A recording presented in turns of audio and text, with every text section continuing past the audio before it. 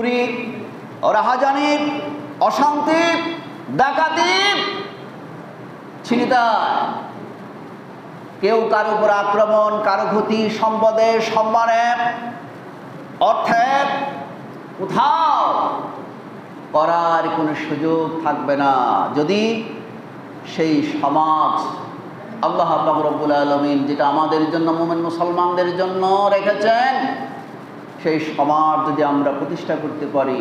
আল্লাহ পাক সুযোগ করে দিয়েছেন 192 জন মুসলমান, আর কি লাগে? মুসলমান এখন আল্লাহ পাক সমস্ত মুমিনকে বলছেন ওয়ালা তাফাররাকু ওয়া'তাসিমু বিহাবলিল্লাহি জামিআন ওয়ালা তাফাররাকু। মুসলমান, পৃথিবীর কারো কোনো শক্তি নাই তোমাদের দিকে লাল চোখে তাকানোর, যদি তোমরা এক থাকো।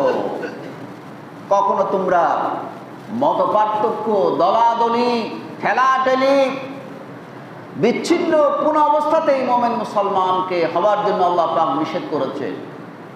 হওয়া যাবে না, হলে পরে পৃথিবীর সমস্ত শয়তানি শক্তি তোমাদেরকে যা ইচ্ছে তাই করবে, তোমাদের উপরে ব্যবহার করবে।